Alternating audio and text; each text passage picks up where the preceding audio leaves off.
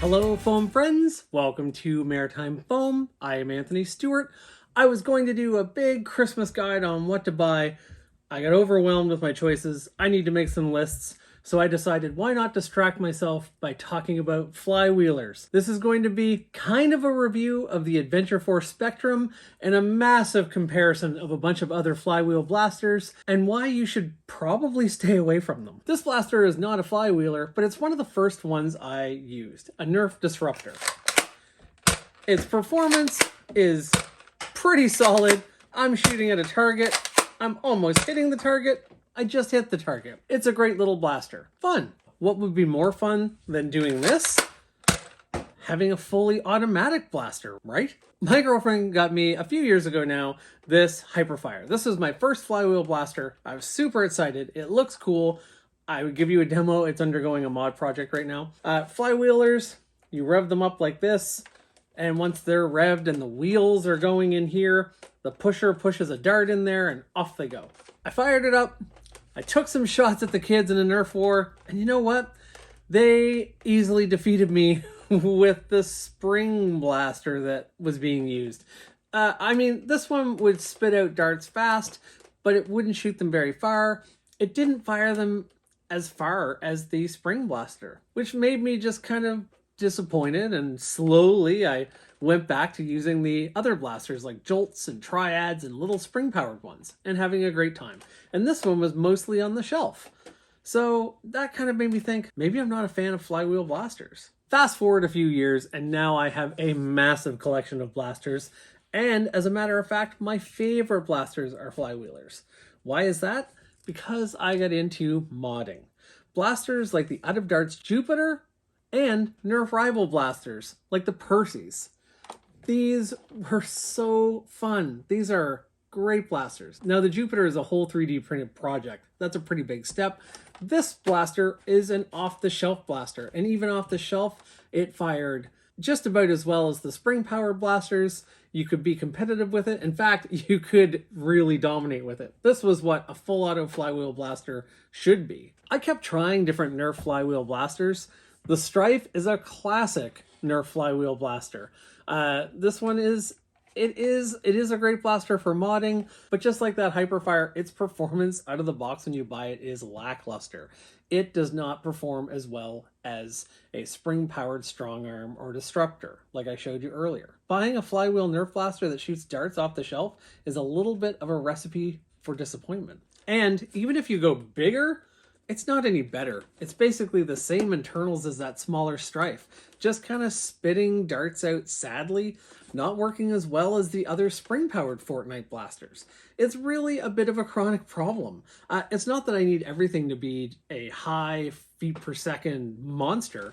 I just want my flywheelers to perform at about the same performance as my spring-powered ones. I don't think that's too much to ask. Ultra is a bit of an anomaly, and maybe I shouldn't even talk about it here, but I'm trying to give kind of an overview of flywheelers and why most people should stay away from almost all of them. This one has a bit more power. It's kind of getting a little bit similar to that Rival performance. The normal Nerf average is 70 feet per second, and Rival's about 100. Ultra tends to be in the high 90s. And while this blaster has a little bit more power, it is not as fun to fire as the Perses, and it does not perform as well as the spring-powered Ultra blasters. Again, you're taking a hit just because it's a flywheeler. Disappointment after disappointment. Thinking I wasn't a stock flywheel guy, I ended up buying an Adventure Force Spectrum. And am I ever glad I did. I was a little bit snobby when I started the hobby, just collecting Nerf. I read such good things about this blaster. This is a semi-automatic flywheel blaster. Squeeze down here, pull the trigger, and you are firing darts in the 90s. You're firing them competitively with other spring-powered stock blasters. You actually get a little bit of an advantage from it being a flywheeler, which is what you should arguably be getting. This blaster restored my faith in dart firing flywheelers that you could buy off the shelf. It's one of the only ones I've found that I can say that about, which really, for the cost of $30 some Canadian, kind of makes this an easy buy if you're looking to get a flywheel blaster for a kid. You know, if your kid's interested in something like a Stryfe or a Fortnite full auto blaster, unless they are the most diehard Fortnite fan ever, if they're actually just looking to have fun and fire darts and actually hit their targets and play with friends, this is one of the best blasters you can get into without doing any modding.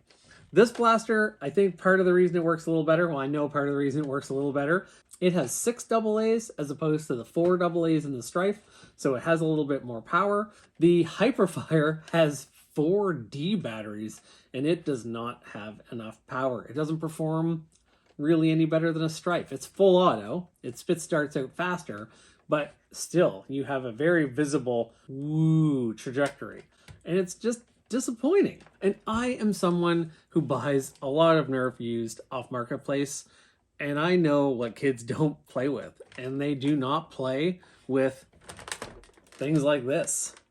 They end up not playing a whole lot with things like this. I think if they're really into Nerf and they keep going back to other smaller blasters, I think they would go back to this one. This is a good blaster. I'm going to do a little bit of firing out of all of these so you can kind of see the difference and why I'm such a big fan of this one. This blaster can't really compete with a Perses, but it's not meant to. This is a budget blaster. This is a very inexpensive blaster off the shelf. The Perses, when it was new, was 150, 160 Canadian. Now you can get it for under $100 because Rival is being phased out a little bit in place of Hyper, making the Perses a great blaster to snap up if you can. So I'm all over the place, I know, but I just can't recommend the Spectrum enough. And you can take off this little front foregrip. You have this adjustable stock down here. Ooh, I adjusted it right off of the end. It's not the best stock. It has this adjustable stock that you can take right off. And then it's kind of that similar profile. It has this big goofy thing up here that I will probably chop off at some point. I think it's to keep people from sticking their fingers in and getting their fingers caught in the flywheel. But anyway, you can take it down to kind of that pistol form, or just like the Stryfe, you can put a bunch of attachments on it. Although this actually comes with the attachments. Super great buy for a kid into Nerf. If you want to get them something that's a little different, if they have disruptors and they have strong arms and they have lots of blasters that you pump, and you want to get them a flywheel blaster or an automatic, or they want one, this is the one to get, I think. If they're a little older, well, maybe look into something like the Rival Perses. Boy, oh boy, would I not recommend the Nerf Hyper Mach 100. I don't even know where it is. It's somewhere. I think I put it in a tote. It is not good. Let's go to a little bit of a firing comparison. As a bit of a control, I want to fire a few shots from some spring blasters, just so you can see what I mean about the lackluster performance of most Nerf flywheel blasters.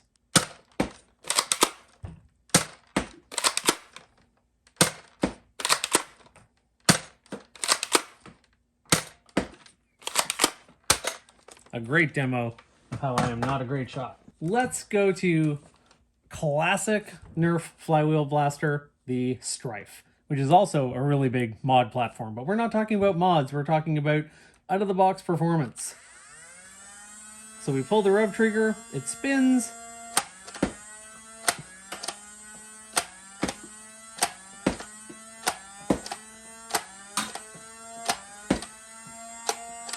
Ooh, I hit a target. Boy, is the Stryfe a little better than I was giving it credit for? Maybe. How embarrassing. Let's go to this big Fortnite monstrosity. Maybe I'm gonna have to adjust my review here.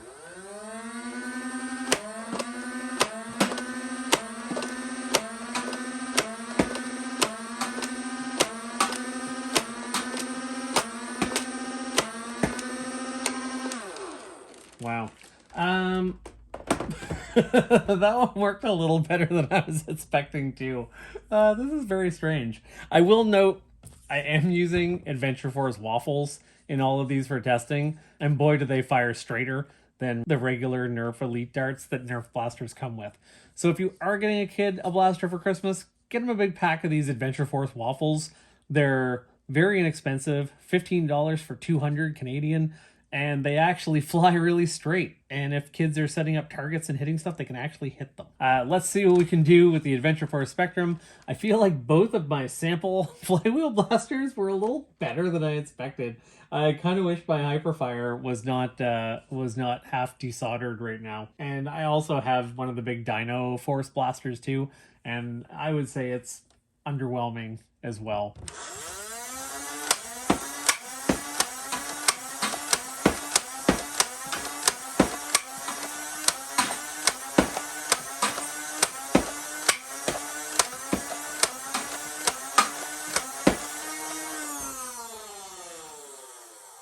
I had one fire a little weird, but definitely more power, more distance too, but you're definitely getting more zip out of this. That target is only about 25 feet away, which is not the optimal distance test, but I play a lot of indoors, especially in the winter. Because I like doing all these control tests, because it's a big excuse for me to fire a bunch of my blasters, let's see what this Ultra stock flywheel blaster can do.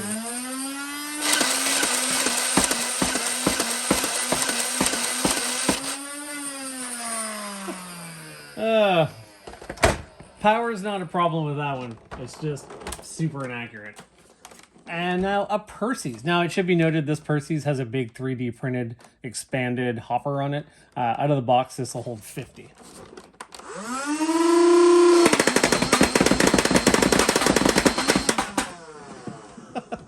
This is by far the most fun you can have out of the box. If it hadn't been around so long, I need to do a video on it anyway, because it is just my favorite stock blaster. And now, since we're doing comparisons, I do have this all 3D printed blaster from Out of Darts, the Jupiter. This is just a ton of fun to shoot. You're getting to a whole new level once you're getting into modded stuff. This is a modded blaster I just did. This used to be a lot wimpier than the Stryfe, and now it is not wimpy.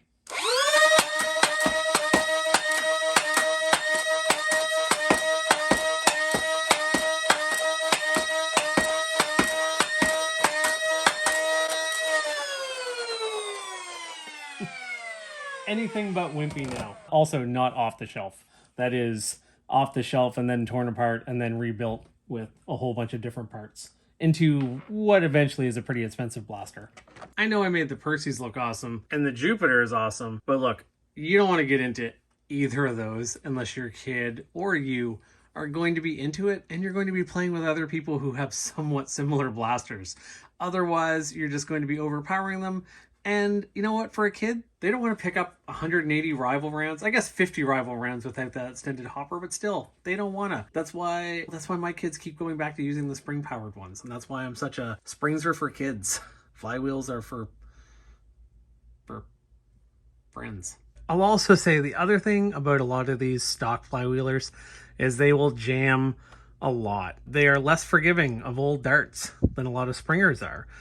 Most, flywheelers, they're using clips and everything too. It's just a lot more complication if the kids are younger. I run parties for kids and I've kind of adopted a no flywheeler policy for our bigger games. I save the flywheelers for, fun demos and kind of contests at the end, but not running around against each other because it's just too much support for on jamming them or fixing their issues. I'm sure some of you are watching this going, what point was he trying to make? I guess my point is, a couple extra batteries makes a pretty big difference. Short range, you know what? The Stryfe and that big ridiculous Fortnite blaster actually did a little bit better than I was going to give it credit for at 25 feet, but it drops off pretty sharply. The FPS from the Stryfe and the big Fortnite blaster, we're talking around 70 as an average, a little below 70 as an average actually, whereas the Strong Arm and Disruptor, those spring ones, are kind of right at 70 or sometimes a little tiny bit above. This guy is shooting usually in the 90s somewhere. So you're definitely getting a little bit better FPS, means it's going a little bit further, and this one fires generally a little bit straighter. I hope you found this somewhat interesting.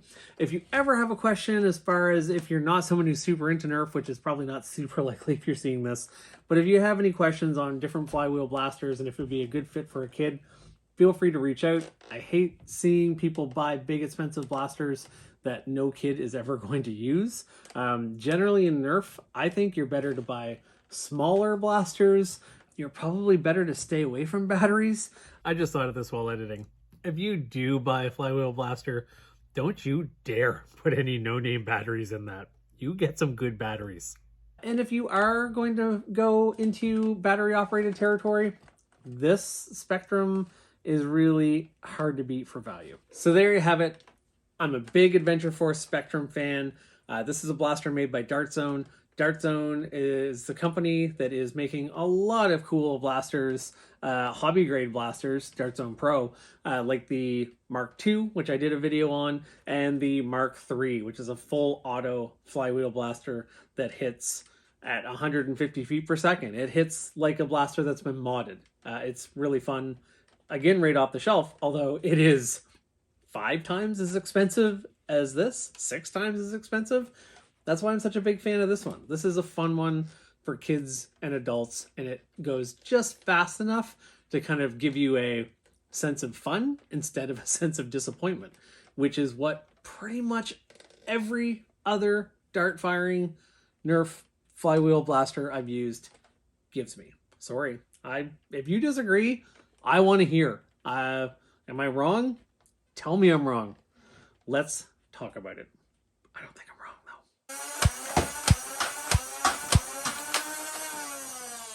See you later, foam friends.